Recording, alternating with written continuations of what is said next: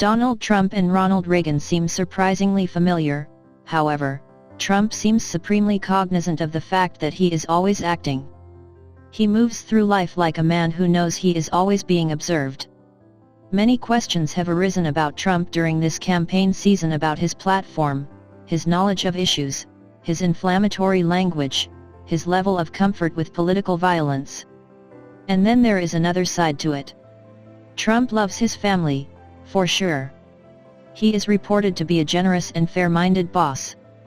There is even a famous story about his meeting with a boy who was dying of cancer. A fan of The Apprentice, the young boy simply wanted Trump to tell him, "You're fired." Trump could not bring himself to do it, but instead wrote the boy a check for several $1,000s and told him, "Go and have the time of your life." Trump appears to be less prone to military action than certain other candidates. He has strongly criticized George W. Bush's decision to invade Iraq in 2003 and has cautioned against sending American troops to Syria. Who, really, is Donald Trump? What's behind the actor's mask? Back in 1992, Donald Trump demanded a role in Home Alone 2 in exchange of a shoot in his hotel. In an interview, Matt Damon talked about how President Trump would only let the crew of the film on his properties if they wrote him a part in it. That's how he featured in Home Alone 2, Lost in New York. Donald Trump played a 6-second cameo role in the adventure/comedy movie Home Alone 2, Lost in New York. Matt Damon has spilled the truth behind the apparent cameo appearance. In an interview with The Hollywood Reporter, the 46-year actor told that President Trump will only let the crew of the film on his properties if they write him a part in the movie.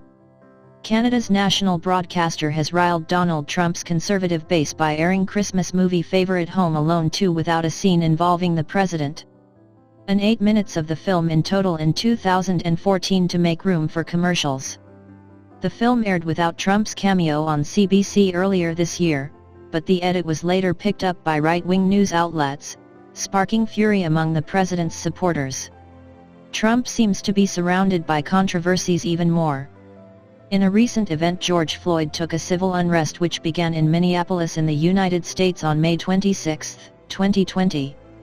The protests began as part of the responses to the killing of George Floyd, a 46-year-old African-American man who was killed during an arrest after Derek Chauvin, a Minneapolis Police Department officer, knelt on Floyd's neck for nearly 8 minutes as 3 other officers looked on. Chauvin and the other 3 officers involved in the arrest which led to Floyd's death were later arrested.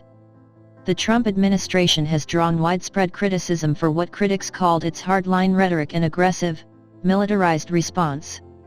The protests led to a wave of monument removals and name changes throughout the world. The protests have been ongoing during the global COVID-19 pandemic.